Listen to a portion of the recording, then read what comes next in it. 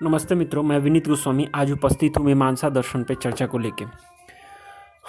मीमांसा दर्शन खासकर अपने अन्य दर्शनों से अलग हट के बात करने के लिए जाना जाता है। मीमांसा दर्शन ने भाषा दर्शन पे बहुत काम किया है और इसलिए मीमांसा दर्शन को बहुत ही प्रशंसित किया जाता है।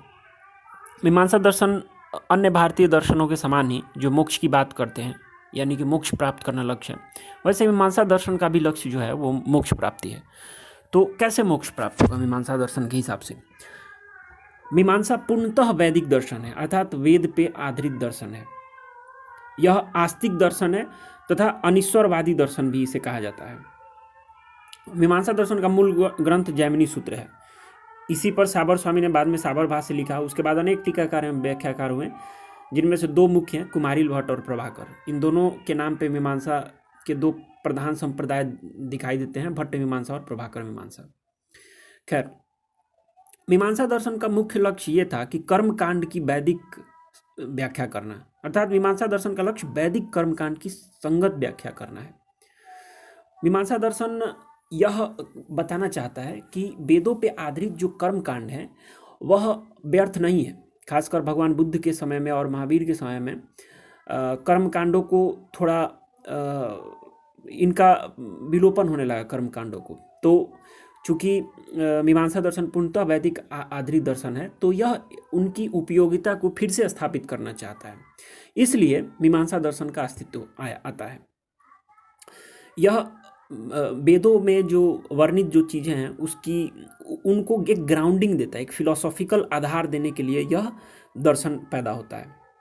इसीलिए वेदों को यह अपौरुषेय कहता है। क्यों? क्योंकि वेद किसी पुरुष द्वारा लिखित नहीं है, क्योंकि पुरुष लिखेगा तो पुरुष अपनी सीमाओं से बंधा होगा। तो अगर सीमाओं से बंधा हुआ व्यक्ति कोई किताब लिखता है तो वो यूनिवर्सल कैसे हो सकता है? इसीलिए ये कहते हैं कि मीमांसा के मतानुसार जो वेद हैं वो अपौरुष हैं, अर्थात वो किसी पुरुष द्वारा नहीं लिखे गए हैं, बल्कि ऋषियों को भगवान जो ईश्वर है उन्होंने ऋषियों को इन मंत्रों का या इन बातों का साक्षात दृष्टिकरण किए हैं। और इसीलिए इन ऋषियों को मंत्र दृष्टा कहा जाता है, क्योंकि ये मंत्र उनके बनाए हुए नहीं हैं, बल्कि ये उनके द्वारा देखे गए हैं, जैसे ईश्वर ने उनको बताया। तो एक तरह से ऋषि केवल माध्यम है, ये मंत्र मुख्यतः ईश्वर के हैं। और इसीलिए ये जो वेद हैं ये अपौरुष हैं, क्योंकि मुख्यतः जो मंत्र हैं वेदों के वो ईश्वर ने सीधे ऋषियों को बताया, फिर ऋषियों ने लिखा। तो इस प्रकार से हम देखते हैं कि किस तरह से मीमांसा दर्शन जो है वो शुरू से ही वेदों की महिमा को स्थापित करने का प्रयास करता है।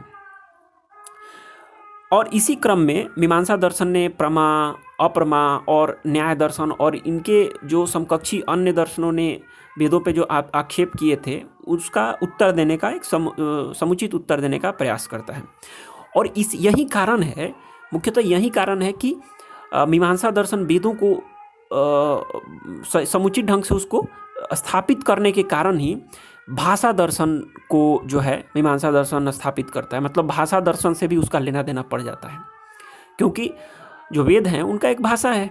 तो हम अब उनको दिखाना पड़ेगा कि किस तरह से ये जो भाषा है इसका क्या आधार है, कैसे यह भाषा जो है एक सही फिलोसॉफिकल आधार है। तो इसलिए उनको जो है भाषा पे भी काम करना पड़ता है मीमांसा दार्शनिकों को, और उन्होंने बहुत अच्छा काम किया है भाषा पे।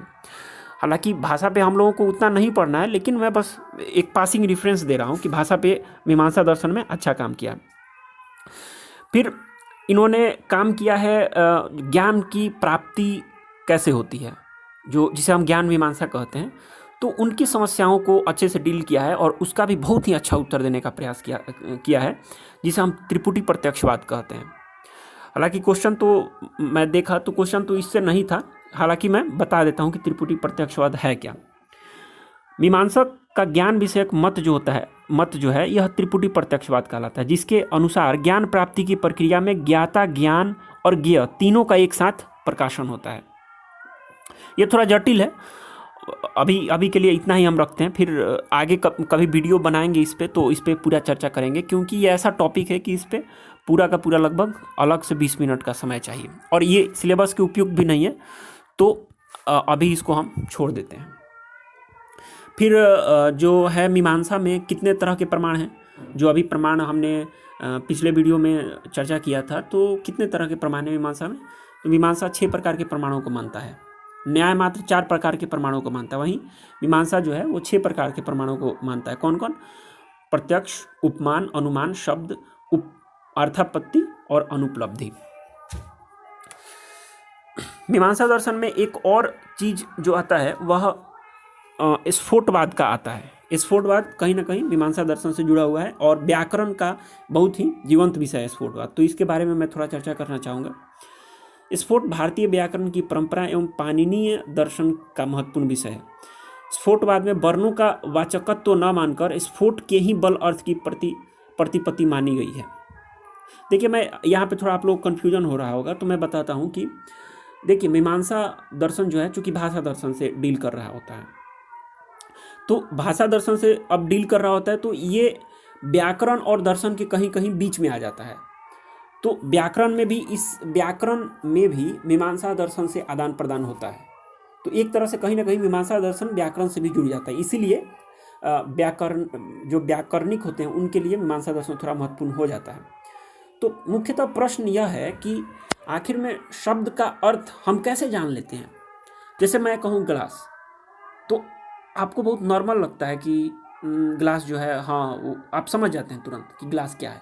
लेकिन मतलब क्यों आप समझते हैं, प्रश्न यह है, क्यों ग्लास कहने पे आपको एक खास वस्तु की जो है अभिधान होता है, मतलब ज्ञान होता है, क्यों? यह मुख्य प्रश्न है। क्या जो अभिधान की शक्ति, अभिधान मतलब संकेत, मतलब शब्द में संकेत की शक्ति होती है जिसके आधार पे आप शब्दों के अर्थ को समझ लेते हैं। तो क्या जो है, जो शब्द में यह अभिधान की शक्ति होती है क्या, या यह जो अभिधान की शक्ति है वह सुनने वाले पर डिपेंड करती है? यह मुख्य प्रश्न है। तो इसी के जवाब में स्फोटवाद का सिद्धांत आता है। मतलब यह भी प्रश्न है कि शब्द मानव निर्मित हो सकते हैं। शब्द जो है मानव ने जो है अपने से निर्मित किए, फिर उनका क्रमिक रूप से शब्दों के अर्थ जो है एक क्या बोलते हैं, निर्धारित हो गए, और उसके बाद जो है वैसे ही सभी शब्दों का प्रयोग सभी लोग करने लगे, और इस प्रकार से इस तरह से भाषा का निर्माण हुआ। ये एक नॉर्मल व्याख्या लगता है। लेकिन आप खुद समझिए कि अगर मीमांसक इस सिद्धांत को मान लेते तो पूरा का पूरा जो है वेदों की व्याख्या कैसे हो पाएगी? फिर वेद भी जो है वह एक मानव निर्मित हो जाएगा ना। और जबकि शुरू में मीमांसक बोल चुके हैं कि वेद जो है वह अपौरुषेय है, मतलब उसकी रचना किसी पुरुष ने नहीं की है। तो अगर हम मान लेंगे कि जो भाषा है वह मानव निर्मित है, तो पूरा का पूरा उस भाषा में लिखा हुआ वेद भी मानव निर्मित हो जाएगा। या अगर वेद मानव निर्मित नहीं होगा तो कम से कम उस भाषा, चूंकि भाषा मानव निर्मित है, तो भले ही ईश्वर ने उस कंटेंट, वेदों के कंटेंट को भले ही ईश्वर ने दिया हो, लेकिन चूंकि वह मानव निर्मित भाषा में लिखी गई है, इसलिए जिन सीमाओं से मानव ग्रसित है उन्हीं सीमाओं से वह भाषा भी ग्रसित होगी, क्योंकि भाषा मानव निर्मित हो गई। तो इसलिए जो मीमांसक हैं वह यह इसका पूरा स्ट्रांगली, मतलब इसको जो है कि प्रपोज करते हैं कि भाषा जो है वह मानव निर्मित नहीं होती है, बल्कि भाषा जो है वह इटर्नल है, मतलब नित्य है, मतलब हमेशा से रही है भाषा में वह अभिव्यक्ति की शक्ति। यह किसी मानव निर्मित नहीं है।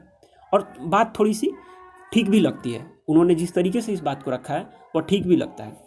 तो वो कहते हैं कि स्फोट मात्र में वर्णों का वाचकत्व तो न मानकर स्फोट के ही बल अर्थ की प्रतिपत्ति मानी गई है। वर्णों के द्वारा जो स्फुटित या प्रकट हो उसको स्फोट कहते हैं।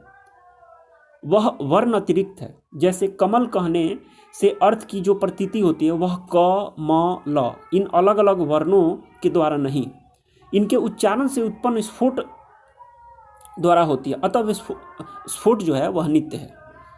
पाणिनीय दर्शन के मत से स्फोटात्मक निरवय नित्य शब्द ही जगत का आदि कारण रूप परब्रह्म है। तो अब ये आगे बता रहे हैं कि जो इस जगत का मूल है वह भाषा ही है और स्फोट है। स्फोट मतलब क्या? स्फोट मतलब जब हम कुछ बोलते हैं तो उसके पीछे की जो वह शक्ति जिसके कारण वह अर्थ को अभिव्यक्त कर पाता है शब्द, वही स्फोट है। ठीक है, तो भले ही भाषा बदल जाएगा, भले ही किसी, जैसे ग्लास के लिए आज हम ग्लास बोल रहे हैं, कल को हम कुछ और बोलेंगे, परसों को कुछ और बोलेंगे, लेकिन फिर भी वो स्फोट वही है और उसी के इर्द गिर्द शब्द जो है उस स्फोट को घेर लेते हैं। और फिर जब वह शब्द की प्रतिध्वनि आपके मस्तिष्क में होती है तो आप उसके अर्थ को समझ लेते हैं।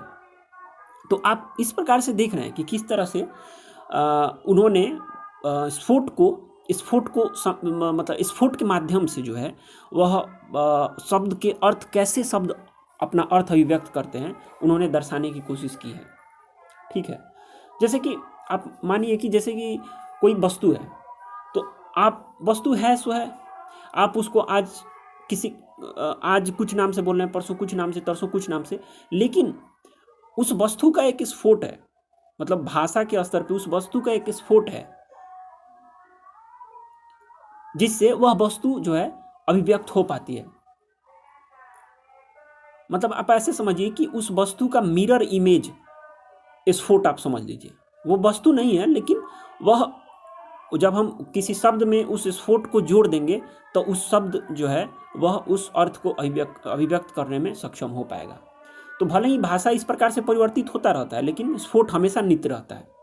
और इसीलिए वो कहते हैं कि इसी नित्यात्मक स्फोट से इस जगत की उत्पत्ति हुई है, क्योंकि स्फोट उनमें बहुत ही स्ट्रांग जो है स्थान रखता है।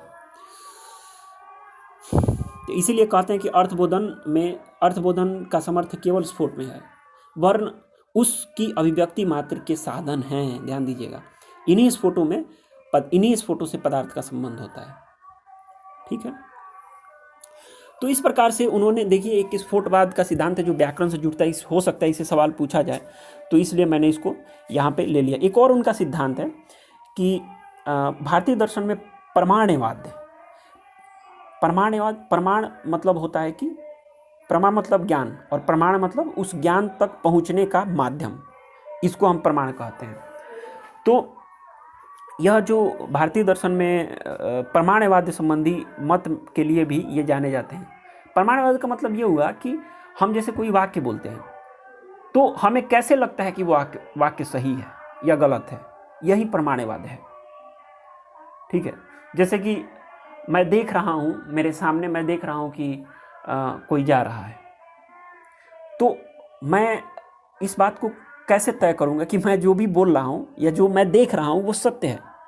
ठीक है, जैसे सपने में जब हम होते हैं तो भी हमें उस समय प्रतीत होता है कि सत्य है, लेकिन वो सत्य नहीं होता, जैसा कि जब हम जगते हैं तब पता चलता है। ठीक है, लेकिन उस समय के लिए हमें लगता है कि वो है।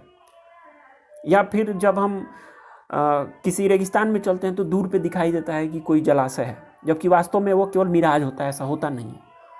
तो ज्ञान तो वो भी प्राप्त हो रहा है, उस समय के लिए लग रहा है कि वो सत्य है, लेकिन वो सत्य नहीं है। तो उस ज्ञान में ऐसा क्या है जिसके कारण कोई ज्ञान सत्य हो जाता है, कोई असत्य हो जाता है? जब इसी पे जब विचार करते हैं, विश्लेषण करते हैं, तो उसको प्रमाणवाद या प्रमाण शास्त्र कहते हैं। तो इससे परिचय हो गया। हालांकि इससे सवाल नहीं रहता है क्योंकि ये थोड़ा जटिल टॉपिक हो गया, और सबसे ज़्यादा टफ अगर दर्शनों में कहा जाए तो सबसे ज़्यादा टफ दर्शन जो है वो यही है, मीमांसा दर्शन है, क्योंकि यह दर्शन बहुत ही व्यापक है और वेदों से भी जुड़ा है, और साथ में भाषा दर्शन पे जिस तरह से काम हुआ है और जिस तरह से मनोविज्ञान पे और प्रमाण शास्त्र पे जिस तरह से काम हुआ है वह अद्वितीय है, कहीं देखने को नहीं मिलता है। लेकिन यह उतना ही, मतलब इस पे लोग ध्यान नहीं देते, यह उतना ही क्या बोलते हैं, अंडररेटेड जिसे बोलते हैं वो है। खैर कोई बात नहीं, आगे बढ़ते हैं। तो इसमें देखिए, इसमें पढ़ने लायक जो है, जो एग्जाम में आएगा उस हिसाब से कुछ भी नहीं है, लेकिन हाँ एक परिचय देना था तो इसलिए मैंने इसकी चर्चा आपसे की। और इसी के साथ जो है हम इस श्रृंखला को यहीं पे बंद करते हैं, और आप सभी का धन्यवाद, आभार।